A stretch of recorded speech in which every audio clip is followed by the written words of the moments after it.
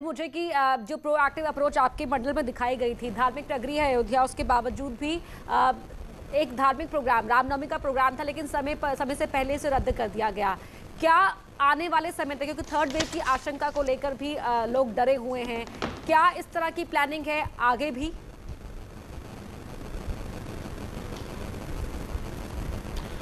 हम लोग को यहाँ पे पूरे मंडल में यहाँ के जनपद वासियों से बहुत सहयोग मिला। यहाँ के सभी जनपद वासियों ने हर कदम में हम लोग का सहयोग किया है और निश्चित तौर से जो तीसरी वेव आने की संभावना व्यक्त की जा रही है, उसकी जो गंभीरता है वो इस मंडल में निश्चित तौर से आप देखेंगे कमी रहेगी, क्योंकि यहाँ पे हमारे सारे अधिकारी, सारे जिलाधिकारी बहुत ही प्रोएक्टिव हैं।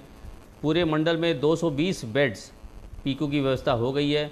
हमारे यहाँ मेडिकल कॉलेज हैं, 2 प्राइवेट मेडिकल कॉलेज हैं, साथ ही साथ 2 गवर्नमेंट मेडिकल कॉलेजेस हैं। इन सभी में 50-50 बेड के हिसाब से और लगभग 10-10 बेड हम लोग के डिस्ट्रिक्ट हॉस्पिटल्स में, MCH टांडा में, इस तरह से लगभग 220 तो कम बता रहे हैं, लगभग 280 बेड के आसपास व्यवस्था की गई है। और तीसरी वेव हम लोग अच्छे से डट के कंट्रोल करेंगे। ग्रामीण क्षेत्रों में जो संभावना व्यक्त की जा रही थी कि काफ़ी तेज़ी से बढ़ेगा और पंचायत चुनाव हुए हैं उसके कारण बढ़ेगा, लेकिन मंडल में भगवान की कृपा रही कि इसमें सब शांतिपूर्वक निपट गया और हम लोग ने मेडिकल किट्स खूब बांटी। हमारे निगरानी समितियों ने बहुत ही अच्छा काम किया। हमारे यहाँ जो ICCC लगे हैं तीनों मंडलों में, पाँचों जनपदों में, उनके मार्फत फ़ोन किए गए निगरानी समितियों को, RRTs को। जैसे ही कोई पॉजिटिव आता था, विदिन 24 आवर्स उसको मेडिकल किट, मेडिसिन किट दे दी जाती थी। ये हम लोग की RRTs, एम्बुलेंसेस की जो तेज़ी है उसके कारण मंडल में सब कुछ कंट्रोल में रहा। ठीक है। रमेश कुमार जी, सर अभी हम कोरोना से लड़ाई लड़ ही रहे हैं और इसी बीच ब्लैक फंगस ने भी दस्तक दे दी है, उससे भी कई सारे मरीज ग्रसित हैं, कई सारे लोगों की जान भी गई है। उसको लेकर क्या तैयारियां हैं सर, और जो तीसरी लहर की आशंका है उसके मद्देनजर बरेली मंडल किस तरीके से अपने आप को तैयार कर रहा है? रिगार्डिंग ये जो ब्लैक फंगस का जो बीमारी है अभी हाल में हो रही है, उसके लिए हम लोगों ने डॉक्टर्स का आइडेंटिफाई करा दिया, ट्रेनिंग भी दी गई है और जो पोस्ट कोविड पेशेंट्स हैं वो कोमॉर्बिडिटी उनका ज्यादा है, वही प्रभावित होने के लिए जो हमारे डॉक्टर्स बता रहे हैं, उसके लिए हम लोग जो कोविड पेशेंट्स को ऊपर नजर रखा जा रहा है और जिसका ब्लड प्रेशर है और डायबिटिक है, उनकी ये बताया जा रहा है अगर थोड़ा बहुत भी लक्षण अगर आ जाएगा तुरंत आप हमारा मेडिकल सेंटर्स में, हमारा जो कॉल सेंटर है और हमारा जो CHC निगरानी समिति को भी हम लोगों ने ट्रेनिंग और लगातार हो रही है, ताकि हमारा इसका शुरुआत से ही इसको पकड़ में आ जाए। इनकी जो पेशेंट्स है अगर इनका पहले ही हम लोग आइडेंटिफाई कर लें, काफी हद तक इनके बचाव के लिए उपचार करने के लिए हो जाएगा। ये कोविड और दूसरा ये ब्लैक फंगस का है, ये तो मैन टू मैन कांटेक्ट, दूसरा है होने के बाद तत्काल उसको ऊपर उपचार शुरू किया जाएगा।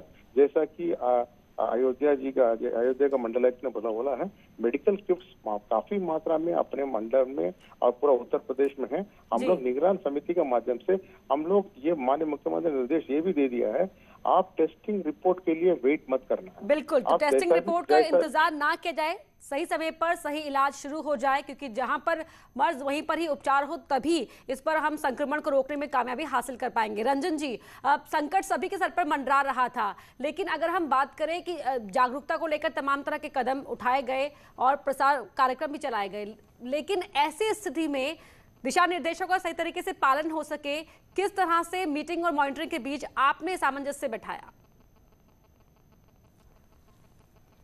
इसमें हम लोगों ने सभी जो दिशा निर्देश थे, जो माननीय मुख्यमंत्री जी के जो मार्गदर्शन थे, उसके अंतर्गत हम लोगों ने फॉर्मेट्स डेवलप की और हम लोगों ने डायनेमिकली बहुत सारे गूगल ड्राइव के थ्रू हम लोगों ने फॉर्मेट्स डेवलप की और लगातार मॉनिटरिंग कर रहे थे। जो चीज़ें सबसे इम्पोर्टेंट थी कि होम आइसोलेशन में मेडिकल किट पहुंच जाए, जिस प्रकार शुरुआत में ही, जैसे इसके 2 फेज आप देखें कोरोना में, शुरुआत में जब वायरस आपके शरीर में जाता है तो शुरुआत में अगर आप जो मेडिकल किट अगर पे आप दवा ले लें तो आपकी स्थिति बहुत अच्छी रहती है। तो हम लोग का जोर यही था कि किस प्रकार सबको तत्काल दवा पहुंचे, उसमें गाड़ियों की संख्या बढ़ानी, RRT उसकी लगातार मॉनिटरिंग कर रहे थे। CHC लेवल पे हम लोगों ने उसको मेन सेंटर बनाया, जहां पे डॉक्टर सीधे बात कर रहे थे होम आइसोलेशन के मरीजों से और वहां पे वो खुद मॉनिटरिंग कर रहे थे। एक तरह से पूरी मेन सेंटर बन गई थी और उसको हम लोग खुद जाके भी शाम में मॉनिटर करते थे कि किस तरह से हो रही है। सारे फॉर्मेट्स डेवलप थी और उस पर 2 बार मीटिंग्स होती थी। ICCC में मीटिंग होती थी,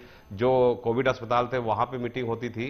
हम लोगों ने पूरी जो टीम थी वो एक फ्रीक्वेंसी पे, और जो मेन मुद्दा था जो हम लोग का टेस्टिंग, ट्रेसिंग और ट्रीटमेंट का, उसमें हम लोगों ने बहुत कामयाबी हासिल की। बेडों की संख्या किस समय बढ़ रही है, क्या दिक्कतें आ रही है। जैसे रात में एक बार समस्या आई तो उस समय तत्काल हम लोगों ने 49 बेड का वहां पे वार्ड का किया, डॉक्टरों को उपलब्धि कराई। तो हम लोग बड़े समय से और डायनेमिकली हम लोग पूरी टीम जुड़ी हुई थी। बहुत बधाई सर, कामयाबी बहुत बधाई आप सभी को इस बात के लिए कि आपने प्रोएक्टिव अप्रोच दिखाई और उसी का परिणाम है कि आज केसेस में बहुत तेजी से कमी आ रही है।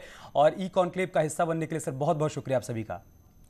और आगे भी जारी रहेगा ये ई कॉन्क्लेव, क्योंकि अमित मकसद यही है कि जो नीतियां बनाई जा रही हैं वो कागजों पर ही नहीं बल्कि धरती पर भी दिखाई दे रही हैं, और यही वजह है कि संक्रमण दर लगातार कम हो रही है। और हमारा मकसद ये पड़ना कि लोगों को सही जानकारी मिल पाए, पैनिक ना हो लोग, उनको अब यह बात समझ में आए कि सरकार की तरफ से जो प्रयास किए जा रहे हैं उसका असर भी दिख रहा है।